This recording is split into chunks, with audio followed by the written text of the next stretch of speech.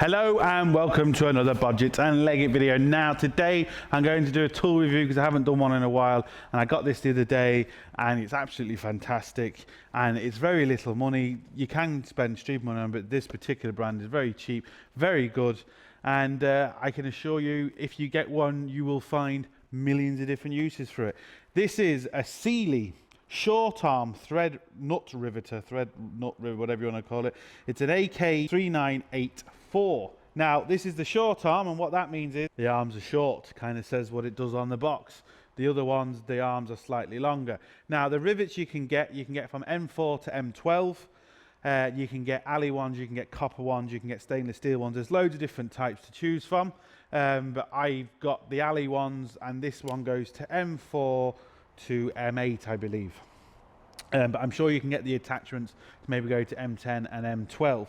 And what you get in the box is you get the tool and you get the attachments for the different size rivets you want to use. And as we can see, what happens is once they're done, they look really nice and neat. Even on the back, they're all closed in and they look lovely.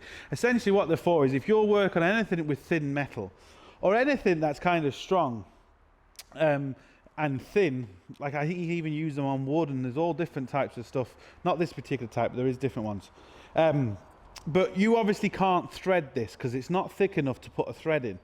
And you can't always necessarily get your hand in to get a nut and bolt. And the problem is you use a nut and bolt, unless it's really handy to get to, you might have to be putting your hands in. You might need two people, and it's an absolute nightmare. Where this, you only need one person. And these are reusable. Once you screw the bolt in, you can screw it in and out loads of different times, and you don't have to worry. If you're worried, you can always put a bit of Loctite on it. If you do, you can use a pot rivet, yes, and a pot rivet is good, nice and neat and clean. But the problem is if you come to want to take that off to repair it or to change it, you have to drill it out. If you've got nice paintwork, the drill might slip and scratch the paintwork, and just, you know, so pot rivets not necessarily good for certain purposes. They have their own uses, but these are absolutely brilliant. They're nice, neat, they look professional, and they are absolutely fantastic. And this is an M8 version. As you can see, all this here is thread. So we've got all this sticking out, which is thread. So that bolt just literally screws in nice and neat, and whatever you happen to have there, that bolt is tight. It's not going to go anywhere, and it's absolutely fantastic. So let's have a look about how to actually put them in. Now, depending on which size you use, you have to drill a different size hole, and depending on what rivets you use. The other thing I like about these rivets is, I don't know if the camera's going to pick that up, but they have little splines on them. So when they actually squeeze, they actually, it's like a little extra set of teeth to grip. And the way you use them is you open your tool out, you screw this all the way down.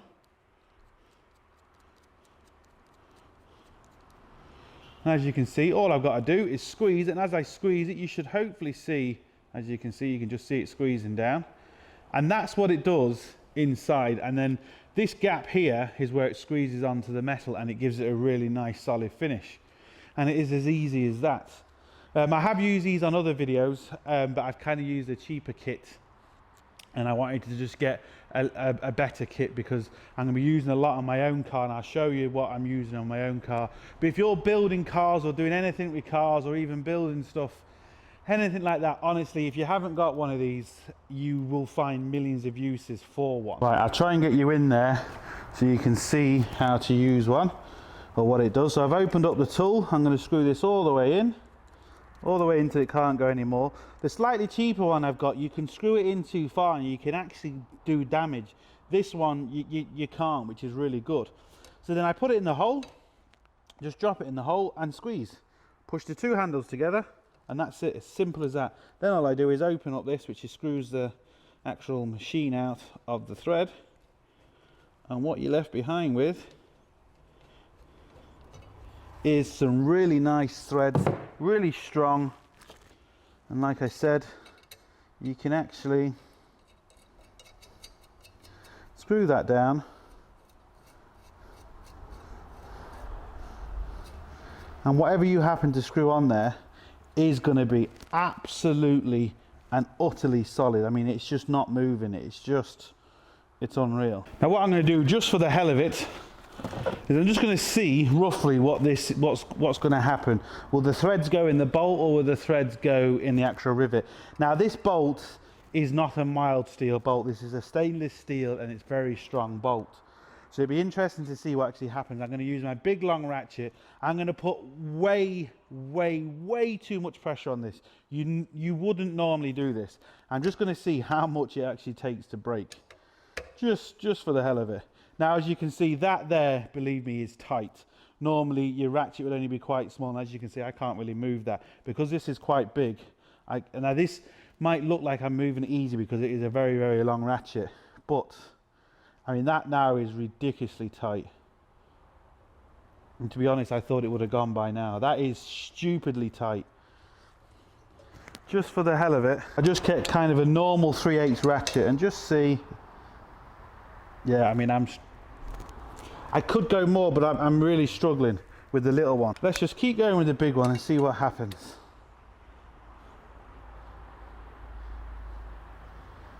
I'm guessing the threads are going to go in the little rivet because this is a really strong bolt. I have to say, that is holding. That is unbelievable. I can't believe that's still holding now. Something's going to have to give. That's unbelievable.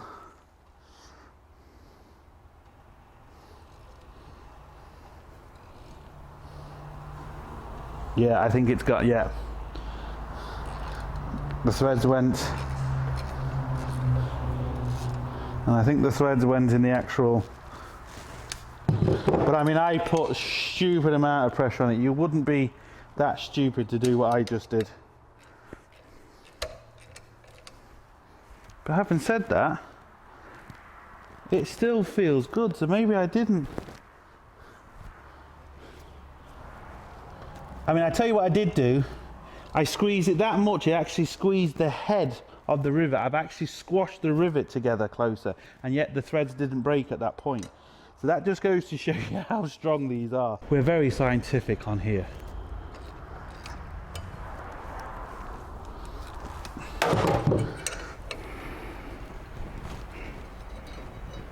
Now, just as I thought, yes, the threads went inside the rivet.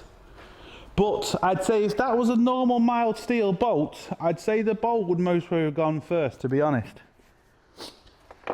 You wouldn't normally do what I've just done there. I mean, I squeezed it that hard. I don't know if the camera's going to show this, but I actually flattened the head of that rivet more than that one. And as you can see what it actually left, you can see how much it actually dug into the rivet. Actually flattened the rivet. Now, yes, the threads are stripped, but considering what I just did with that, that is phenomenal. It's unbelievable. That was only a little M8 bolt as well, and I used that huge long ratchet, which I think is like, I can't remember. Anyway, as you can see, it's hermously. So I'm going to show you now what I'm using inside my car, just give you an idea of what they can kind of look like. I'm using metal P-clips to hold all my pipes together. They're actually stainless steel P-clips, and they're called P-clips because they look like a P, and they've got this rubber kind of shield around it. You can get them in all sorts of different sizes. They're unbelievable what you can get them at. But these are going to hold my pipes. I'm going to obviously use them rivets inside my car, so it's going to look really nice and neat. If I have to take them off, I can take them off, replace it, upgrade it, do whatever I want to do with it. But the most important thing really is it's going to make your life easier, and it looks nice. If anyone looks inside your engine bay and sees all these nice clips, and they're all drilled at the same level and everything, it just looks more professional. It makes you feel better because well, everything's just better. It's as simple as that. Now, as you can see, the car still isn't painted. This is just undercoat. And what I've actually done is I've actually put some Schultz. When I've drilled the hole, I put some Schultz inside, so when I clamp it together, the Schultz will stop it from rusting, which is just another little trick, and that's what you can kind of see around here. But as you can see, this has got the clip on. It's nice and strong. It looks nice. It keeps the pipe away from anything. And when I need to take that off, I can just undo that bolt and take it off. The pipe's not flipping, going to get caught, going to rub, not going to do anything. But like I said, as you can see, it just looks so nice and neat. I'm using these clips, and I have used these clips all over the car. So from really what these do, and they're very cheap. You can buy a pack of like 50 for them. They're not expensive. Yes, there is loads of different things you can do. You can nut and bolt, you can rivet, you can use self-tappers, you can do all that. But for me, value for money, reusable time. You can reuse these more than once. Rivets you can't. Like I said, you screw in self-tapping screws. Yes, if you leave it there, you're not going to have a problem. If you take that in and out a few times, that's it. And not only that, that little bit of a turn will just break the threads inside. For these, for the price of them, I haven't found anything better. And well, they're fantastic. And like I said, they're going to make your life easier. If they make your life easier, hey ho. So that's it really. That's the tool review on the Sealey AK3984. The reason why I went for the slightly smaller one is because I've got awkward places, and I think the longer one would just kind of get in my way, where I thought the shorter one would just be a lot easier for me. So that's it really. So there's videos coming up on the Mark 1. There's also videos coming up on the Cosworth Transit very, very shortly. And also, if you can, please support us on the anti-lag GoFundMe project for the van, which will just be awesome. Hope this video helped. Hope you find it interesting and all that. But most importantly, like I always say, you know, please like, share and subscribe. But most importantly, don't forget, get your hands dirty. We'll see you for the next one.